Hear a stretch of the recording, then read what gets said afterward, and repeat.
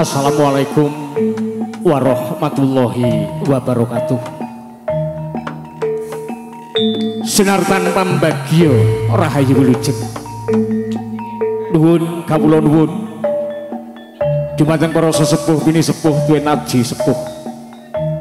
Ingkang hanggung mastuti dumateng pepoyaning kautaman ingkang pantes pinundi kebak ingil mlebeng pamawos. Para kiai para alim ulama ingkang tansah sigrak janjingan ndudhaur dining sarak ingkang tansah kita semak sedaya lampah saha tindak. Para pangemban pangbating praja sastraning negari minangka pandham-pandhaming sagung kawula dasih ingkang tansah sami membangun karna tiasing sasama ingkang satuhu kinabekten panjenenganipun Bapak Rigo Gotrah kala wangsa ingkang tuhu kinurmatan sumrambah dumateng para lenggah kakung swana putri ingkang satuhu bagya mulya pantes lamun ta sinudarsana pinanggihan kalian seniman seniwati papat songo campur sari ingkang para siang punika netepi reh tinimbalanipun Bapa Riga Dalagotra Karawangsa kinen paring panyengkuyung anggenya kagungan kersa kanthi ngaturaken tetembangan-tetembangan mugia saged damel jampinipun sayah panjenengan ananging saderengipun jumbuh kalian kuncaraning bangsa ingkang linambaran agung ing Pancasila semoga kita sedaya tansah pinungku puja handing kula mustaka mustikaning jiwa monggo maring sahabat padha Gusti Kang Maha Agung wontenipun ari kalenggan siang punika kula panjenengan sedaya taksih kaparingan berkah romen taksih wilasa saengga taksih saged hanjenengi saha hangastreni niat kajat saking njenenganipun Bapa Riga Dalagotra Karawangsa anggenya netepi darmaning asepuh Amiwaha Putra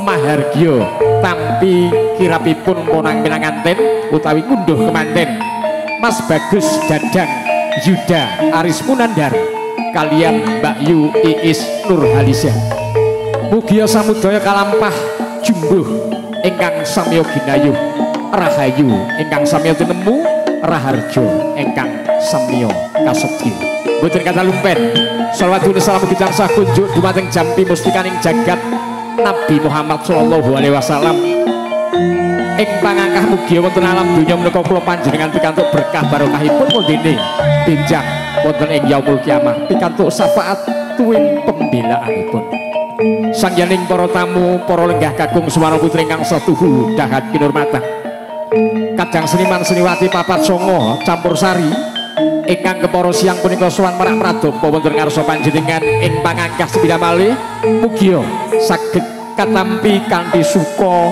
rena ing penggalih mugia saged dadosaken swasana sasana ingkang reging gayeng salebetipun anggen panjenengan kagungan niat kajat panjenenganipun Bapa Riga Dalagotra Karawangsa hamurwani pisuwanan kula sakadang kajumenengaken wonten Trimustaka Swarawati Widyawati ingkang badhe paring panyengkuyung asung lelipur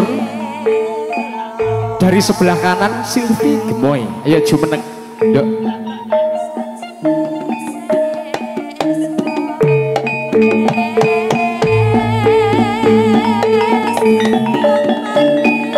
kalajengaken Widyawati Swarawati ingkang angka kalih katuran jumeneng ing jenenganipun Mbak Yu Envia semoga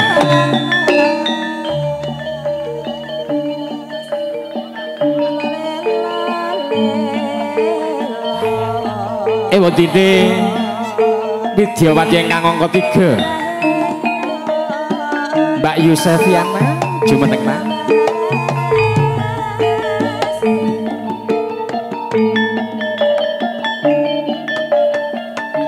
sampun kajumenengaken Trimustaka utawi 3 Swarawati Widyawati ingkang badhe asung lelipur wonten ngarsa panjenengan kanthi menika kanthi wasan bismillahirrahmanirrahim kapurwakanan pisuwanan kula sakadang papat songo campur sari oh artisnya minangka purwakane pisuwanan kula sakadang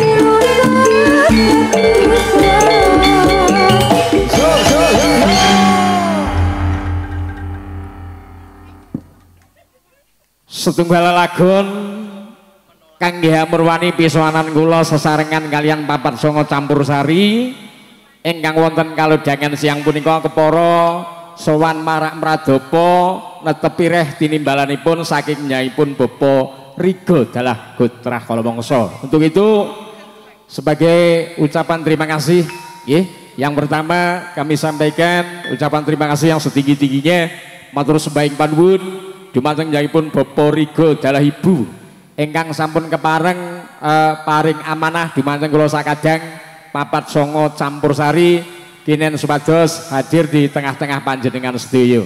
Harapan kita mudah-mudahan kehadiran kami barengan papat songo campur sari pada siang hari ini akan betul-betul bisa membawa suasana siang hari ini menjadi suasana yang lebih asik, menjadi suasana yang lebih meriah, menjadi suasana yang lebih hangat di tengah-tengah kebahagiaan dari Bapak Rigo beserta Ibu ingkang kasengguyung kalian sedaya kadang dulur keluarga ingkang sampun sami makempal manunggal.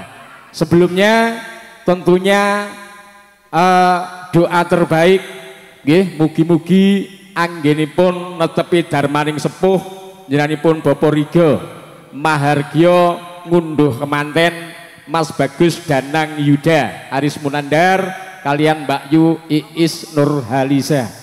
Mudah-mudahan dari awal hingga usai, dari awal hingga akhir nggih purwa madya ngantos wasana tansah pinaringan kawilujengan pinayungan karahayun boten manggih pambeng menapa kemawon ing sahingga napa ingkang dipun kersakaken kaliyan keluarga besar estu saged kasembadan kanthi lulus raharja. Nggih, doa terbaik kepada keluarga besar. Kemudian ucapan terima kasih juga kita sampaikan kepada Bapak Ibu nggih ngaturaken sugeng siang sugeng rawuh dalah sugeng pinarak panjenengan sedaya ingkang sampun nglodhangaken penggalih wekdal kangge nderek-nderek nyugata niat kajat saking panjenenganipun Bapak Rigo. Ewontene pisowanan kula sakadang papat songo campur sari menika mboten piyambak. Tentu kerjasama yang cukup bagus, kerjasama yang rapi dengan purnama profesional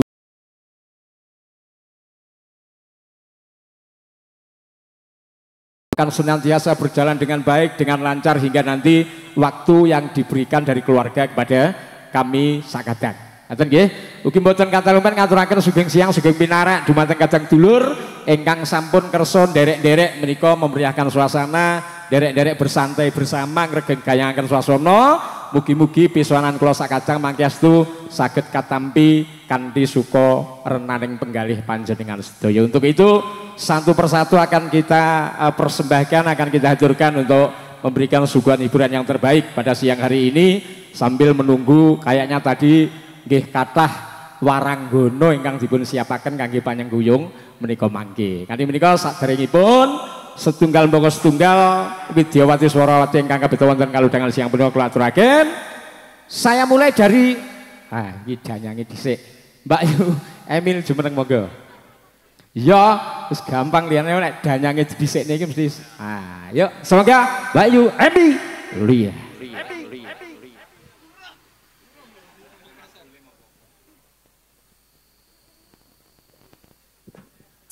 Wis ora usah nganggo spot. Gak usah, aku wani.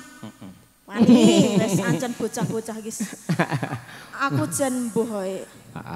Mbak Yu Emil. Nggih dawuh wilujeng siang Kang Mas. Doglo. Sehat ya Mbak Yu? Alhamdulillah. Tak incengi mang ning dalan saja. Wah, bocah iki seneng berarti sehat kabeh aku. Alhamdulillah. Mau liwat kono ya? Nggih cedake iku calon bendungan. Kita ini kono mah ngesis apa ora? Asis kula mau lewat anu Mbokong. Lewat Mbokong Semar. Mbak Yu Emil dalam satu momen yang luar biasa di tengah kediaman dari Bapak Rigo dan Ibu Gianti yang pada siang hari ini amiwiyoho mahargyo ngunduh manten Mas Bagus Danang Yuda. Dadang Yuda. Dadang Yuda. Karo Mbak Yu Iis Nurhaliza. Lah niki Dadang kok ngibot wesan manten iki. Piye to? Lek wayah. Nggih, nggih. Sepisan didongake Mbak Yu, muga-muga Mas Dadang, Mbak Iis anggone bangun Bebrayan Agung bisa mewujudkan satu rumah tangga yang berbahagia sejahtera. Amin. Rumah tangga sing sakinah mawaddah warahmah. Amin. Tambah tentrem, tambah ayem. Amin. Kula namung siji kok. Apa? Mboten pegatan. Muga-muga. Nah. Jadi wes pokoknya didongake sing sebaik-baiknya, doa terbaik. Semoga-moga ayem tentrem uripe. Amin. Sempulur. Amin. Nanti wiwit iki nganti salawase. Mula iki karo ngrantu Ibu-ibu Waranggana sing ketoke pangwake Pak Yu. Kathah. Heeh. Dadi kalau Ibu-ibu Waranggana wis samapta ning kene iki cenderung rada santai.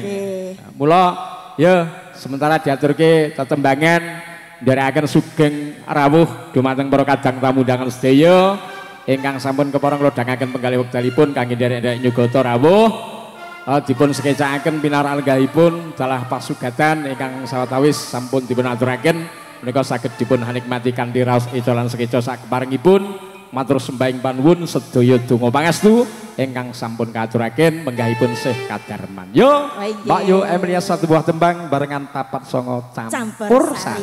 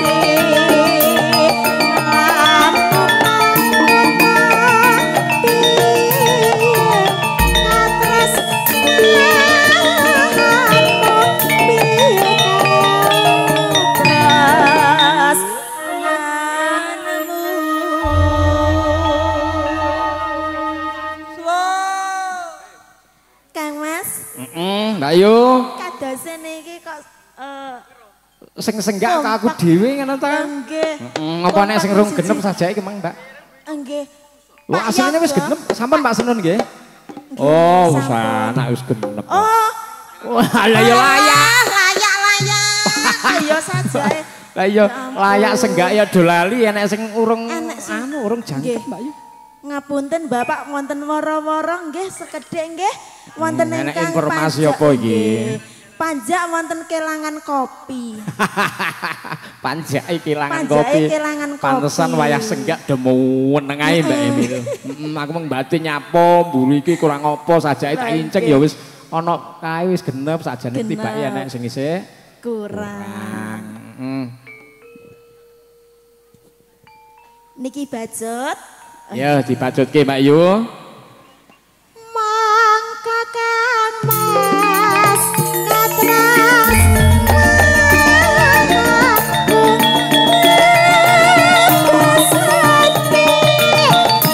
bisa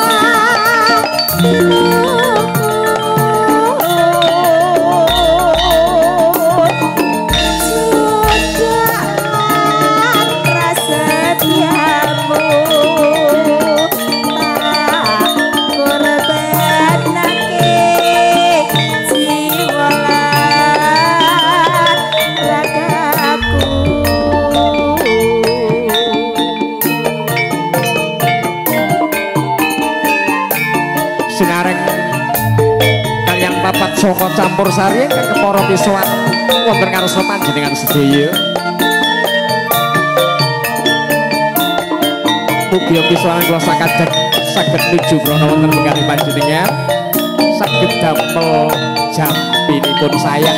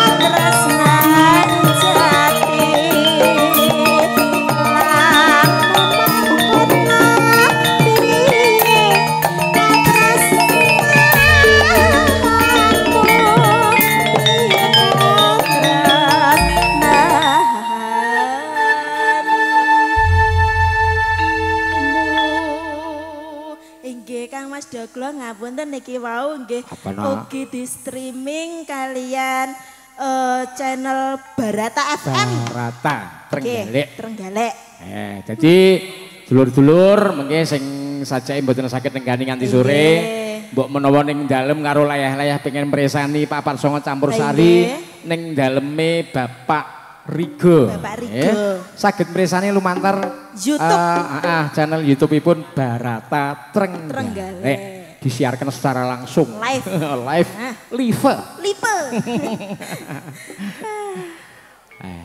Alhamdulillah niki tamune ugi Banyu Mili. Ya, Banyu Mili kebukten awan iki wis padha rawuh nok. Mula ya diaturke sugeng siang, selamat siang sugeng rawuh dumateng samudayanipun. Bacot. Mangka kang mas katras lampu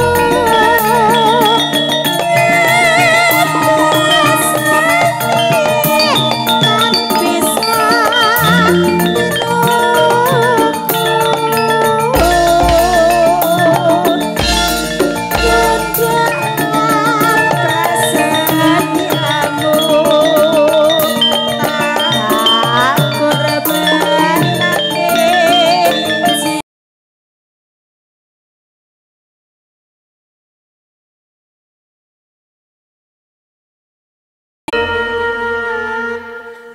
sembah nuwun. Siji lelagon wis diaturke, istirahat dulu Mbak Yu, nanti disambung kembali. Ndherekaken tindak rawuhipun para kadang tamu undangan sedaya ingkang wonten kalodhangan siang punika sampun kepara pisowan nglodhangaken penggalih wekdalipun kangge nderek nyugata paring panyengguyung niat kajat saking nyanipun Bapak Rigo dalah gotrah kala wangsa ingkang kalampah wonten kalodhangan siang punika. Mboten kata lumpen, saya sapa dulu semuanya nggih. Bapak Ibu ingkang boten saged kasebat setunggal boko setunggal asmanipun sedaya kemawon ngaturaken sugeng siang dalah sugeng rawuh wonten kalodhangan siang kang kebagian di tengah kebahagiaan dari Bapak Rigo beserta Ibu ingkang kasengkuyung kalian Gotrah Kalawangsa. Ugi mboten kata lumpen ngaturaken sugeng siang sugeng makarya dumateng Bapak Ibu ingkang kepara siang punika paring panyengkuyung paring sabiyantu membantu terlaksananya niat kajat saking Bapak Rigo dalah Ibu sedaya kemawon ingkang makarya sesarengan wonten ngajeng wonten tengah wonten wingking sedaya kemawon ingkang boten saged kawijil setunggal moko setunggal khususipun ibu bapak ingkang pitugas wonten wingking ingkang boten saged mresani secara langsung karanten pitugas wonten wingking nggih. Tentunya kami sampaikan selamat siang sugeng makarya mudah-mudahan pakaryanipun lancar anggen panjenengan sedaya makarya sesarengan paring sabiyantu niat kajat saking Bapak Rigo dalah Ibu ingkang kalampah wonten kalodhangan siang punika. Sesarengan kalian Papat Songo Campur Sari yang akan dan pastinya memberikan satu suguhan yang terbaik dengan satu harapan mudah-mudahan tembang-tembang ingkang kula aturaken sinareng kalian Papat Songo Campur Sari wonten kalodhangan siang punika saged nuju prana wonten penggalih panjenengan, saged damel jampinipun sayah panjenengan sedaya, saged damel lipuripun manah panjenengan sedaya. Ugi sepindah malih mboten kata lumpen gunging panuwun dumateng kadang dulur ingkang sampun nyempataken untuk sejenak bersantai bersama sehingga lengkap sudah kebahagiaan dari Mas Dadang, Mbak Iis, lengkap sudah kebahagiaan dari Bapak Rigo dalah Ibu ingkang kasengkuyung kalian dulur-dulur sedaya nggih ingkang sampun sami makempal manunggal sesarengan. Mugi-mugi sebelah malih niat kajat saking Bapak Rigo menika kalampah kanthi manggih kawilujengan pinayungan karahayon. Baik, setelah tadi satu persembahan dari Mbak Emil Lia dengan sebuah tembang yang baru saja kita nikmati bersama. Untuk itu yang berikutnya akan kita hadirkan wonten ngarsa panjenengan menika sinambi ngrantu ibu-ibu waranggono ingkang sawatawis taksih ngawontenaken persiapan cekapipun ngeten nggih. Ya monggo Mbak Yu Silvi jumeneng nak.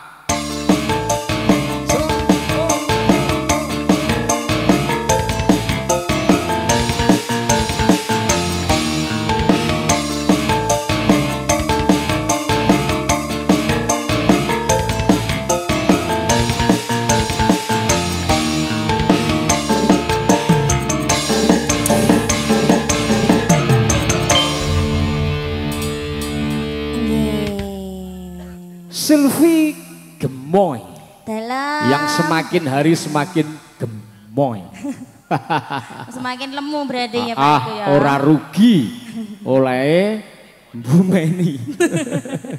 Mbak Silvi alhamdulillahirrahmanirrahim dengan keadaan sehat walafiat. Alhamdulillah kita bisa bertemu di kediaman dari Bapak Rigo wonten ngarsane kadang dulur sing paring panyengkuyung sing rawuh awan iki nggih. Muga-muga sak walike didongakake kadang dulur sing rawuh iki ya sehat ya nak ya. Amin amin. Sehat, lancar anggone golek rezeki, sak paripurnanipun parpatan ning dalem kene. Nggih.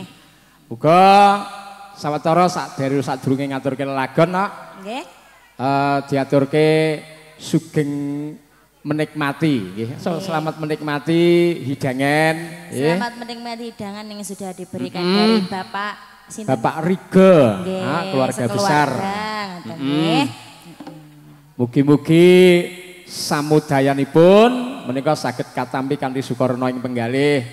Lek mbok menawa eneng kurang-kurangi babagan apa wae ya nak. Nggih.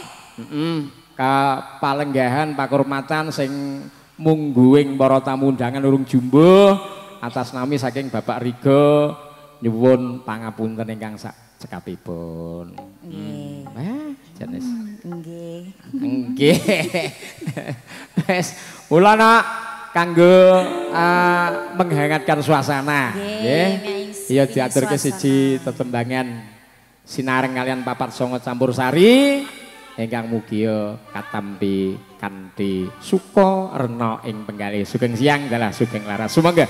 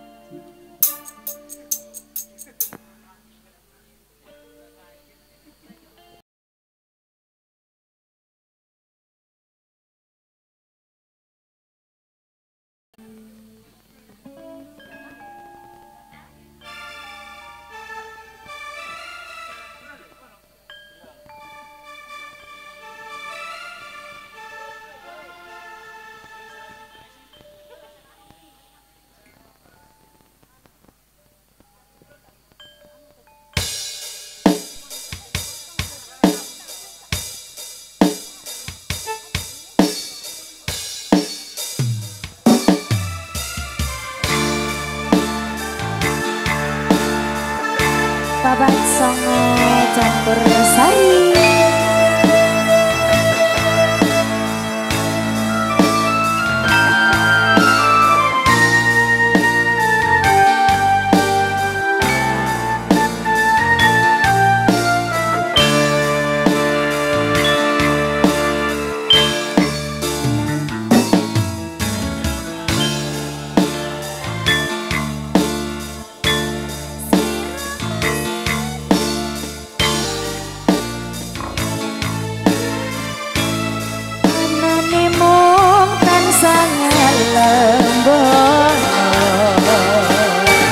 Sasat ora nate citra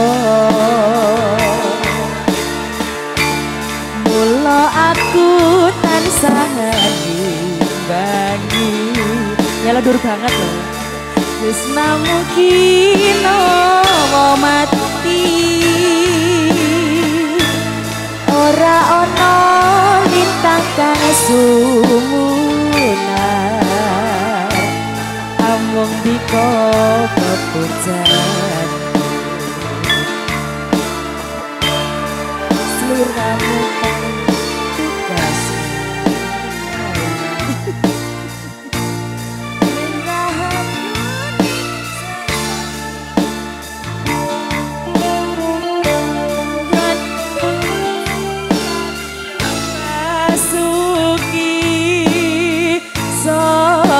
pananganmu bali batang dedet rasane hatiku iki kok suara lanangku metu lho cah keprungu kabarmu nyatane sing kondur melayangmu ora liya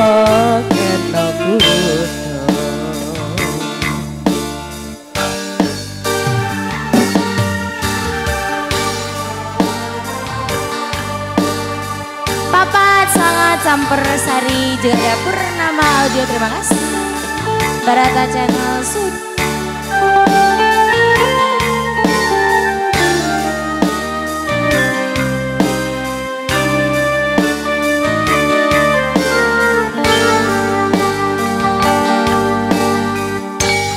Nalikane dek jaman semono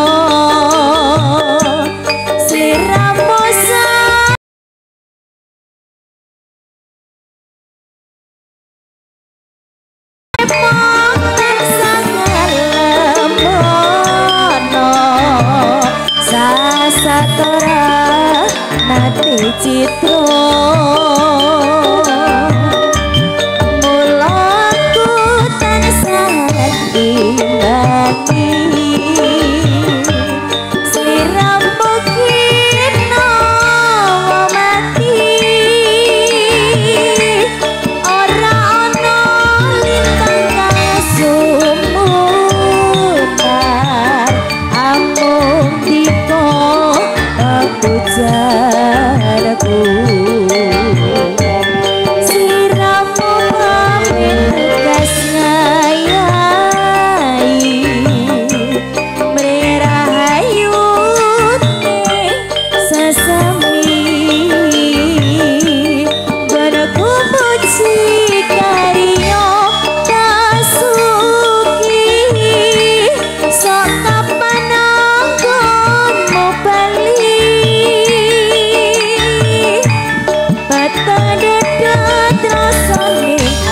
hatiku barang keprungu kabarmu nyatane sing kondur mung layangmu ora liya kena kudu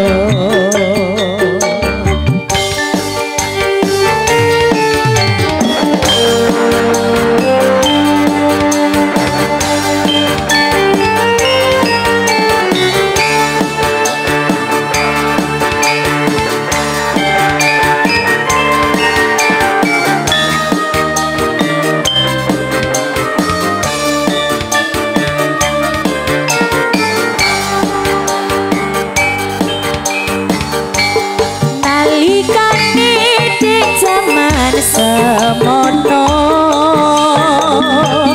sliramu tresno lan tuhu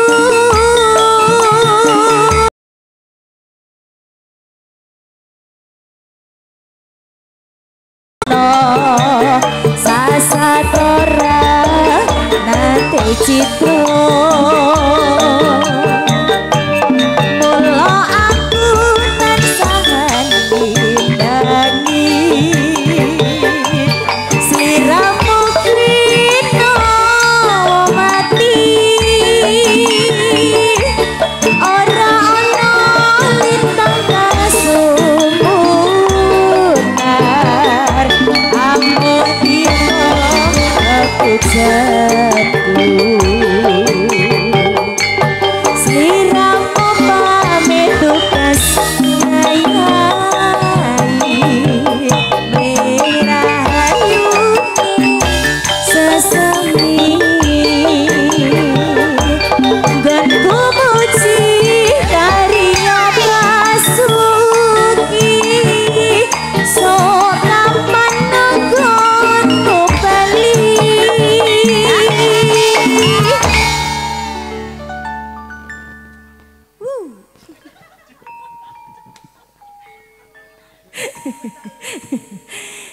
ya sing pertama mang jane Ean arep ngetokane kodamku ngono ya kira-kira iki mang. Ada nadane sak Indonesia Raya Merdeka HE. Lha yang sampean ngerti lagu lanang, Pak? Ya lek ngene iki wedok lho. Arep tak buka ya sungkan ya to. Lha ngendi? Peteng. Patah dadat rasane hatiku bareng kaprungu kabarmu nyatane sing kundur mung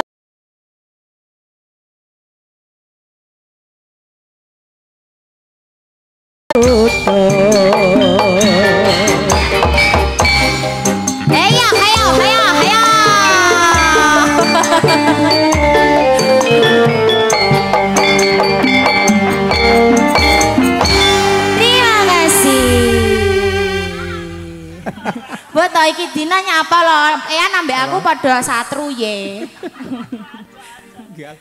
Endingnya barangnya bapak tekong ini kok. Pancen digawe ngono kuwi mang. Nanti gawe ngoten ya, Pak. Mang wene buli wis rasan. Oh, garapan ya, Pak. Golek Silvi wayah ngadeg kaya giar ape. Pokoke sing dheke nganti angel. Lah iki malah wis angel banget iki. Mbak Silvi, sebuah tembang sudah kita aturkan. Nyarengi tindak rawuhipun kadang tamu undangan sedaya sawetara sijil lagon disena. Istirahat nanti disambung kembali.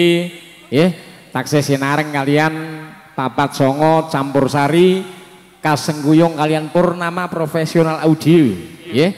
Ugi mboten kata lumpen sedaya rantaman lampahan adicara wonten kalodhangan siang punika dipun igaraken lumantar live streamingipun channel YouTube-ipun Barata Trenggalek nggih. Dados mangke mbok pilih para kadang sedaya kundur saking dalem mriki mbok bilih mboten saged nenggani ngantos dumugi sonten mangke kok wonten dalem pengen kalian leyeh-leyeh mresani sedaya kegiatan menika saged mresani lumantar live streaming channel YouTube-ipun Barata Trenggalek. Ugi mboten kata lumpen ngaturaken gunging panuwun dumateng kadang dulur sedaya ingkang wonten kalodhangan siang punika sampun kepara nglodhangaken penggalihipun ngiklasaken wekdalipun kangge sejenak nggih bersantai bersama bergenggayangaken swasana paring panyengguyung nggih mugi-mugi nggih siap nggih mugi-mugi panyengguyung saking kadang dulur sedaya estu-estu nggih saged nglancaraken saged memperlengkap kebahagiaan dari Bapak Rigo adalah Ibu, memperlengkap kebahagiaan dari Mas Dadang nggih Mbak Iis ingkang sawetawis sampun jumbuh kalian wekdal ingkang sampun karencanaken kalian keluarga kekalih bilih menika mangke tampi kirapipun badhe kalampah sak rawuhipun inggih menika rombongan menika mangke insyaallah sekitar jam 12 ngaten sanjangipun mugi-mugi samudaya lumampah lancar. Baik, taksih sinareng kalian Papat Songo Campur Sari hanya rengi anggenipun hanikmati dedaharan dumateng para kajangan sedaya sepindah malih dipun sekecaken dipun sekecaken anggenipun hanikmati pasugatan dedaharan ingkang sampun katur kanthi raos eca lan sekeca ugi boten kata lumpen atas nami saking Bapak Rigo dalah Ibu mbok bilih sepindah malih anggenipun paring pakurmatan nampi rawuh panjenengan sedaya wonten tuna dungkapipun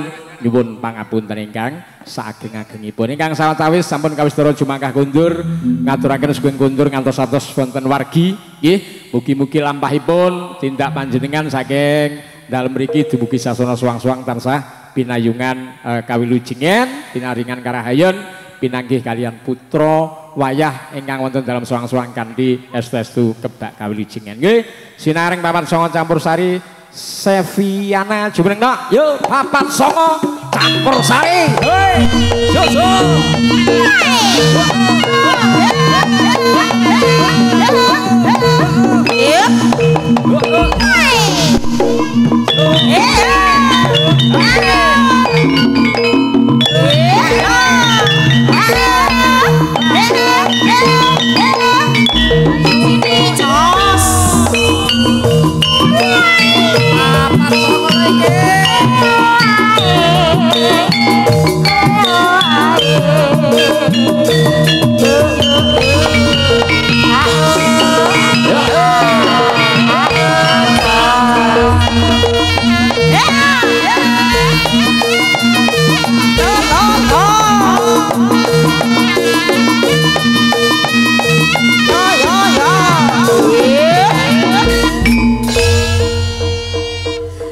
biasa. Terima kasih ya Mas Tekong. Ya Allah, kok iso sejaranan kok. Serba dipas-pasne lek meneh sepot bocah buri kae.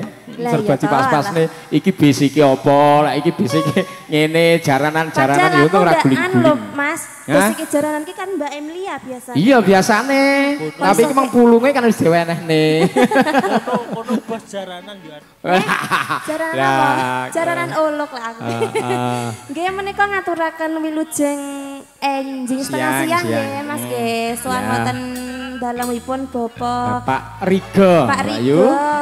Dalam Ibu Giyanti. Ibu Giyanti dalam rangka Mahargya ngunduh kemanten. Ngunduh temanten Mas Dadang Yuda dan Mbak Iis. Iis Nurhalisa. Nggih, didoakan nggih semoga anu Mas. Bahagia, sejahtera, lahir lan batin. Lahir lan batin nggih. Jadi ndongakne keluarga bahagia iki aja ming sesisih. Kuwi kudu seimbang ya antara kebahagiaan batin lan kebahagiaan lahir ya. Jawaban jero kudu bahagia ya. Bahagia kudu seimbang. Seimbang. Lek lahire bahagia kuwi batine ya kudu bahagia, batin bahagia, lahire bahagia ngono sawalike. Nggih. Lek bahagia lahir tok, batine ra bahagia kuwi ya ora jumbuh. Ndak jumbuh. Lek bahagia batin tok, lahire ra bahagia kuwi ya padha karo goroh. Goroh. Botseh ya, botseh. Iya, botseh. Dadi bahagia ki muga-muga bahagia lahir lan batin. Amin. Pinayungan kawilujengan iso ngrakit rumah tangga sing sakinah mawaddah warahmah. Amin. Nggih. Kira sing iki sakinah. Sing iki sakinah ora. Sakinah to, Mas. Aja sampai ora. Penuh kasih sayang. Penuh kasih sayang, bedino cinta-cintaan. Ya, ya ngono, nggo nglanggengake. Ketoke ada yang ditutup-tutupi. Apa? Sing ditutup-tutupi. Ya ora. Awake dhewe iki ning panggung ngene iki, Nok. Ning nggon ngene iki aja nganti saumpama ana sethithik wae rasa gelo rasa cuwa iki diketokne ning nggon ngenek ya, Nak. Aja sampe ya, Mas ya. Aja sampe awake dhewe ning kene kudune guyu. Ya pokoke bunga susahke ya meh. Apa jenenge? Kudu mrenges wis. Ya ora kok kudu guyu terus, lha kok dhewe barang terus guyu. Kuwi jenenge edan.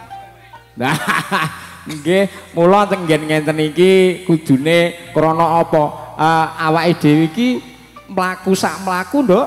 Gerak sak gerak, diperisani wong sakmene akeh. Nggih, kudu. Dadi, saumpama kok omah ana bab sing nguciwani penggalih nguciwani ati aja digawa ning nggon ngene. Nggih. Kudune ning kene smile gitu. Smile weh. Konsumsi banyak. Gaul jenengan. Oh iya, smile. Smile. Ngono kuwi lho kok ya. Yo nderekke para kadang dulur sedaya sing wis makemal manunggal no. Siji lelagon diaturke karo ngrantu Ibu Waranggono. Wah, iki sing paring panyengkuyung ketoke akeh kono. Kathah alhamdulillah.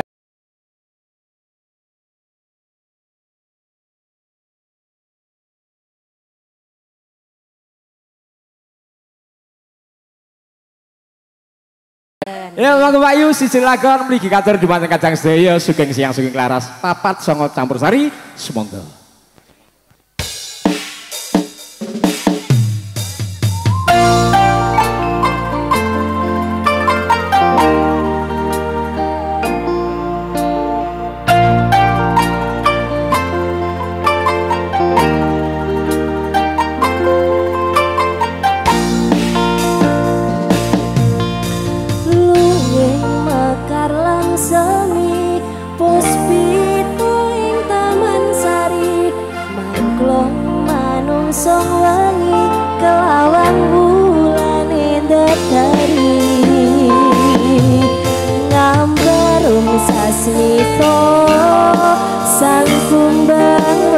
Sarito